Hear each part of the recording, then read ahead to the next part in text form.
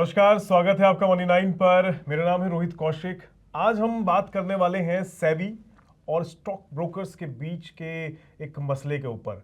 ये मसला वित्तीय साल का है, पिछले लास्ट ईयर का है, लेकिन फिलहाल सेबी जो है ना इस मामले को सुलटाने में लगा हुआ है और थोड़ा इजी वे में उसको सॉर्ट आउट करने की कोशिश में लगा हुआ है। क्या कुछ है वो मामला और स्टॉक ब्रोकर्स से जुड़े उस मामले में सेबी क्यों आसान तरीके से उससे निपटाना चाह रहा है, इसे समझेंगे। और समझने के लिए मेरे साथ मौजूद हैं संदीप ग्रोवर साहब। नमस्कार सर। नमस्कार सर, ये मामला पिछले साल का है। जाहिर तौर पर बहुत सारे लोगों को शायद पता भी होगा और जिन्हें नहीं भी पता है तो आज संदीप सर पूरी तरह से बता देंगे कि आखिर मामला क्या है। अब पहला सवाल यही है मेरा कि आखिर ये मामला क्या है, थोड़ा सा उस पर एक प्रकाश डालिए, फिर आगे बढ़ते हैं। मैं थोड़ा पहले डिटेल्स बता दूं इसकी। हाँ, स्कीम प्लीज की सर, प्लीज, ये जो प्लीज। सेटलमेंट स्कीम इन्होंने ऑफर की है स्टॉक ब्रोकर्स को, जी।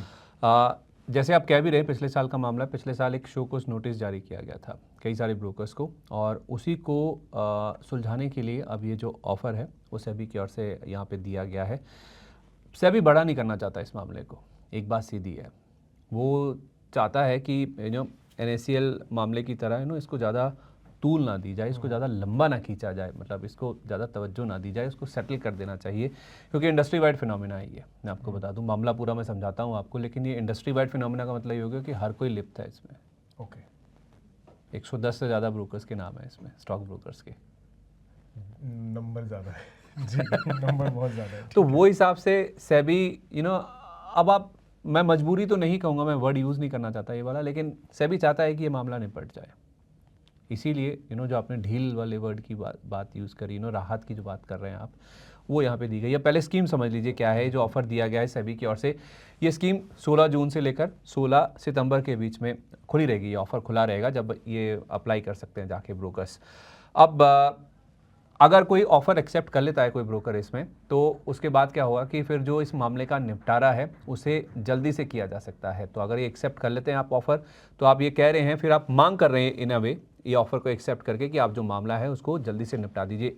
अगर नहीं, कोई ब्रोकर नहीं एक्सेप्ट करता है, तो फिर अकॉर्डिंग टू लॉ जो चीज़ें हैं, जो कानूनी कार्रवाई है, फिर वो वैसे ही होगी अगर आप ये ऑफ़र नहीं एक्सेप्ट करते हैं तो 16 जून से लेकर 16 सितंबर, ये 3 महीने का विंडो है ब्रोकर्स के पास इसको एक्सेप्ट करने का। अब जो भी इसमें लीगैलिटीज़ हैं, जो भी पढ़ाई लिखाई ये करना चाहते, समझना चाहते, वो कर सकते हैं। सेबी की ओर से 16 जून को, जिस दिन ये ऑफ़र खुलेगा, उस दिन एक डिटेल्ड नोट आता हुआ दिखेगा, जिसमें सारी जो स्कीम से रिलेटेड डिटेल्स हैं वो भी यहाँ पे रखी जाएंगी। FAQs यानी कि जो फ्रीक्वेंटली आस्क्ड क्वेश्चंस होते हैं इस स्कीम से रिलेटेड, उससे जुड़ी हुई जो डिटेल्स हैं, एक नोट जारी किया जाएगा सेबी की ओर से। कल शाम को ये ऑर्डर आता हुआ दिखा है सेबी की ओर से, और 16 जून को इससे रिलेटेड जो डिटेल्स हैं स्कीम की, वो भी सेबी की ओर से यहाँ पर सामने रख दी जाएंगी। 20 मार्च को, आपको याद होगा, आप हमारे साथ नहीं थे उस समय, 20 मार्च को हमने बताया भी था कि ऐसी एक सेटलमेंट स्कीम की तैयारी चल रही है, सेबी इसकी प्लानिंग कर रहा है। हमने एक डिटेल्ड वीडियो किया था, पूरा मामला उस समय भी हमने आपको बताया था कि क्या है ये पूरा मामला, क्यों ये सेटलमेंट स्कीम आ सकती है, और मोर और लेस उन्हीं लाइंस पर आप देखेंगे तो ये जो सेटलमेंट स्कीम है वो सेबी की ओर से यहाँ पे लाई गई। हालांकि थोड़ा डिले हो गया, हम सोच रहे थे कि वो शायद मार्च या अप्रैल में कभी आ सकती है। जून में आकर अब ये जो ऑफ़र है वो सेबी की ओर से रखा गया है, जिसमें ब्रोकर्स को अप्लाई करना होगा। और अप्लाई करने के लिए उस समय भी हमने आपको बताया था कि 3 महीने का विंडो मिलेगा और हूबहू आप देखिए वैसा ही होता हुआ दिखा है। तो टाइमिंग नहीं मैच हुई है, लेकिन हाँ, जो हमने बताया था आपको कि इस तरह से डिटेल्स हो सकती हैं, ये कुछ हो सकता है उसमें, कुछ वैसा ही अब यहाँ पे निकल के सामने आया। तो 3 महीने का विंडो मिला है ब्रोकर्स को ये मामला सेटल करने के लिए, ये ऑफ़र को एक्सेप्ट करने के लिए। जी, तो मतलब आपने बेसिकली जो अब सेबी स्कीम लेकर आ रहा है वो क्लियर कर दी है, लोगों को समझ आ गया होगा कि क्या कुछ सेबी की तरफ से एफर्ट किए जा रहे हैं इस मामले को सुलटाने के लिए। लेकिन सर, अभी भी अब मैं पहले सवाल की तरफ आना चाहूँगा, क्योंकि शायद बहुत सारे लोग होंगे जिन्हें शायद मामला ही ना मालूम हो। मामला क्या है? थोड़ा आराम से समझिएगा, मैं आपको डिटेल में समझाता हूँ आराम से। देखिए, ये जैसे आपने भी मेंशन किया, 2024 में सेबी ने कुछ 110 से ज़्यादा ब्रोकर्स हैं जिनको शो कोस नोटिस, कारण बताओ, नोटिस जारी किया था। अनरेगुलेटेड प्लेटफॉर्म्स जो हैं वो एल्गो बेस्ड स्ट्रैटेजीज ऑफर कर रहे थे। ओके। और इन अनरेगुलेटेड एल्गो बेस्ड जो स्ट्रैटेजीज ऑफर करते हैं प्लेटफॉर्म्स, इनके साथ इन ब्रोकर्स के एसोसिएशंस थे, इनकी लिंकेजेस थे। सेबी इस चीज़ को अलाउ नहीं करता है। ठीक है, ये जो एसोसिएशंस हैं इसको लेकर सेबी पहले भी फ्लैग ऑफ कर चुका है चीज़ें। अब उसमें ऑन टॉप ऑफ दैट एक तो ये प्लेटफॉर्म्स अनरेगुलेटेड हैं जो कि एल्गो बेस्ड स्ट्रैटेजीज ऑफर कर रहे थे, उसमें भी एश्योर्ड रिटर्न्स देने की यहाँ पे बात थी। एश्योर्ड रिटर्न के वादे के साथ ये जो स्ट्रैटेजीज हैं जो कि अनरेगुलेटेड प्लेटफॉर्म्स की ओर से, एल्गो बेस्ड जो प्लेटफॉर्म्स हैं उनकी ओर से ये की जा रही थी, और इनके साथ जितने भी ये अनरेगुलेटेड प्लेटफॉर्म्स हैं इनके साथ ब्रोकर्स की लिंकेजेस थे, एसोसिएशंस थे। अब आप समझिए इसमें ट्रेडट्रॉन करके जैसे जो प्लेटफॉर्म्स हैं, इन्होंने ब्रोकर सिस्टम्स के साथ अपने जो एल्गोरिथम्स थे वो लिंक कर रखे थे। मतलब आप ये समझिए कि मतलब जो चीज़ सेबी बिल्कुल अलाउ नहीं करता उसके साथ इनके लिंकेजेस थे, और ब्रोकर्स के जो सिस्टम्स है उसके साथ इन्होंने अपने एल्गो बेस्ड जो स्ट्रैटेजीज हैं वो सिस्टम्स हैं वो अलाइन कर रखे थे, उनको जोड़ कर रखा था उसका। अब इनमें नाम देखिए आप, ज़ीरोधा जैसे नाम है, प्रेस्टीजियस नाम है, मोतीलाल ओसवाल फाइनेंशियल सर्विसेज का नाम है, इसमें 5 पैसा कैपिटल का नाम भी है, जो हम 110 से ज़्यादा ब्रोकर्स की बातचीत कर रहे हैं। ये जो एसोसिएशंस हैं, जो लिंकेज की मैं बात कर रहा हूँ ना, सेबी के जो दिशा निर्देशन, जो डायरेक्शंस हैं, जो डायरेक्टिव्स हैं, उसके बिल्कुल खिलाफ हो रही थी ये चीज़। और सेबी ने इस चीज़ को फ्लैग ऑफ भी किया था जून 2022 में। इनफैक्ट आज से कुछ 3 साल पहले ही, इसी महीने में ही सेबी ने एक स्टेटमेंट जारी किया था जो निवेशकों के हितों की रक्षा करने के लिए। अब कोई भी चीज़ अगर रेगुलेटर है, सेबी जैसे रेगुलेटर है, उसके दिशा निर्देश के खिलाफ हो रही है कोई चीज़, तो फिर जाहिर सी बात है उसमें कुछ तो ऐसा होगा जिससे सेबी को डर है कि निवेशकों का कुछ नुकसान हो सकता है। तो उनके हितों की रक्षा करने के लिए जून 2022 में स्टेटमेंट जारी किया गया। उसके बाद क्या हुआ, सितंबर 2022 में, जैसा अभी जून में बोला गया है कि विंडो खुलेगा, सितंबर तक का विंडो है, तो पहले एक स्टेटमेंट आया। उसके बाद सितंबर 2022 में एक सर्कुलर भी जारी किया गया जिसमें ब्रोकर्स को, इन्हीं ब्रोकर्स को, जितने भी हैं ये, इनको वार्निंग दी गई थी एक, कि आपके पास 7 दिन का समय है, 7 दिन के अंदर आप ये जो प्लेटफॉर्म्स के साथ आपके करार है उसको तोड़ दीजिए, ख़त्म कर दीजिए ये चीज़, ये दिशा निर्देश के खिलाफ है। एक्चुअली देखा जाए तो अगेंस्ट द लॉ, मतलब अब से भी कोई चीज़ अगर डायरेक्टिव देता है तो वो एक तरह से लॉ ही है, तो उसका उल्लंघन ना हो, तो उसके लिए एक मैंडेट दिया गया था इनको 7 दिन का। ये 22 की बात है, सितंबर 2022 की, कि आप 7 दिन में अपने लिंकेजेस, अपने एसोसिएशन, जितने भी अनरेगुलेटेड एल्गो बेस्ड प्लेटफॉर्म्स हैं, इनके साथ आप अपने एसोसिएशंस तोड़ दीजिए, ख़त्म कर दीजिए। जो नहीं सर की इनके कान पे नहीं किया इन लोगों ने, कोई नहीं माना भाई। सेबी के निर्देश के बावजूद ब्रोकर्स का इन प्लेटफॉर्म्स के साथ जो करार था वो जारी रहा। फिर आप कहेंगे कि सेबी का चाबुक चल गया जी, सेबी का डंडा चल गया। मतलब आप what are you waiting for? Exactly. मतलब आपको बोला गया है, एक चीज़ ऐसी है जो रेगुलेटर कह रहा है कि मेरे डायरेक्टिव्स के खिलाफ है, आप इसे बंद कर दीजिए, this is illegal, unregulated platforms हैं, आप सुनने का नाम ही नहीं ले रहे हैं।